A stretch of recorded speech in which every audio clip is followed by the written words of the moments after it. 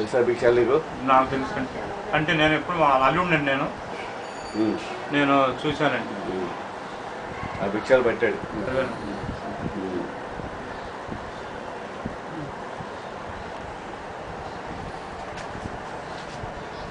లక్ష్మీలో ఉండగా లేదు, టైం అయిపోయింది.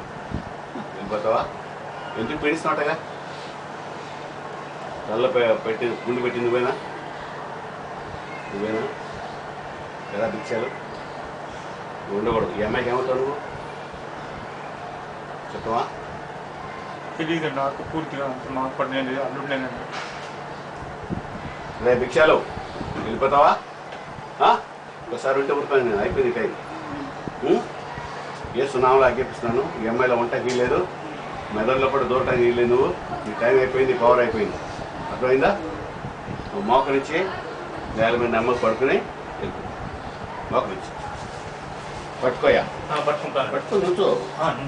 మోకరించి మోకరించు కింద, అది నేల మీద మోకరించి నేల మీద పడుకొని తలకాయ నేల మీద పెట్టు. మోకరించు. రేపు భిక్షాలు వెళ్ళిపోలేక వెళ్ళిపోతానయ్యా చెప్పు. మళ్ళీ ఇప్పుడు రాను. రావు కదా? గట్టి చెప్పు. పక్క పడేసాయి. వేసినావు పక్క పడేసి వెళ్ళిపో.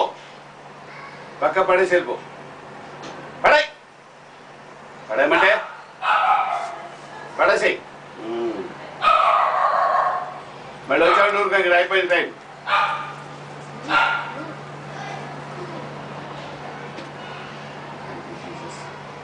ఏసైని పాదాలతో ఉంటాను. ఏసు రక్తమే చేయి.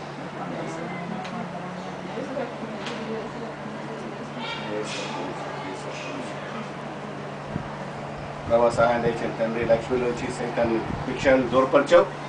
నీకు వందనాలు తండ్రి. మళ్ళీ ఆ సైతాన్ని మళ్ళీ రాకూడదు. ఇట్లా ఉంటాక అధికారం లేదు ప్రభా. గొప్ప కార్యం చేసేది తీసుకోవాలి తండ్రి. వీళ్ళు కూడా నేను నమ్ముకున్నా తండ్రి. మళ్ళీ తిరిగి ఆ శాతానికి కానీ ఆ రకాలైన ఆచారాలకు కానీ మళ్ళీ తావు లేకుండా నీకు సహాయం తెచ్చి బిడ్డలకి నీ బిడ్డల ప్రభా నువ్వే కంట్రోల్ ఉంచు. వేసినామని వేడుకుంటున్నాం. ఆమె లక్ష్మి లేమ్మా, కూర్చున్నాను. కూర్చో.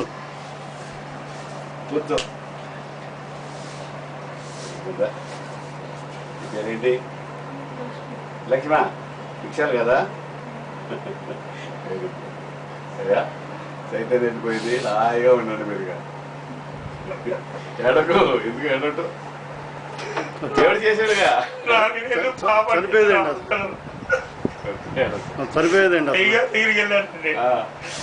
వారంలో 15 రోజులు అంత క్రితం దీపారాధన అన్ని చేసాం. అన్ని మొత్తం తీసి గుళ్ళు ఇచ్చేసి ఆ ప్రభువుని నమ్ముకుని అయ్యగారి దగ్గరికి వెళ్ళి, అయ్యా నువ్వే కాపాడు, నువ్వు ఇష్టం ఎవరి దగ్గరికి తీసుకెళ్తా, అయ్యా నాకు కనపడుతుంది సూచనలు. అయ్యగారికి చెప్పి నాకు కనపడుతుంది సూచనలు. ఈ విధంగా సీరియట్ నేను పట్టుకోగానే అంటుంది. బైబుల్ పెడుతుంటే చాలు.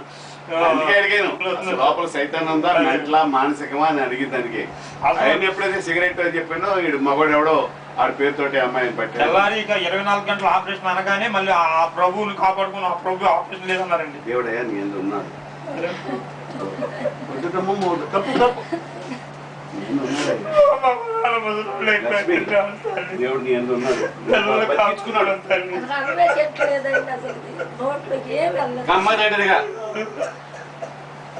హాస్పిటల్ ఉన్న 10 రోజులు శుభ్రంగా తిన్నాను. నన్ను ఊపిరాడడం లేదు. అయితేనమని మళ్ళీ 2 రోజులు ఇంటికి వచ్చిన కానీ చనిపోతే అయ్యగారు చెప్పి అయ్యగారు ఏదో ఉందని మనకి నాకు నేను కనిపెట్టేసాను. అయ్యగారు కూడా చూశాడు ఇక్కడ, తీసుకొచ్చాడు. ఇక నేను కూడా చేసిన ఏసైన్ చేశాడు.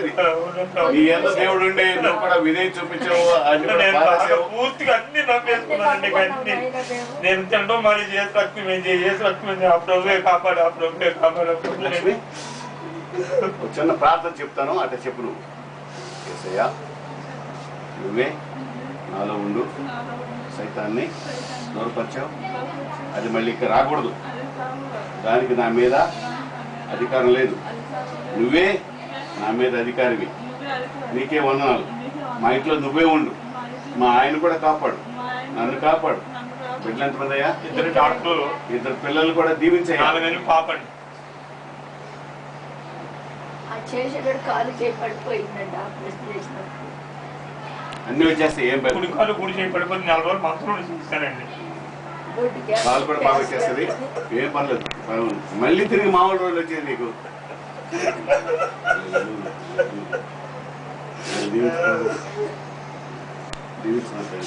లక్ష్మి నీ బిడ్డ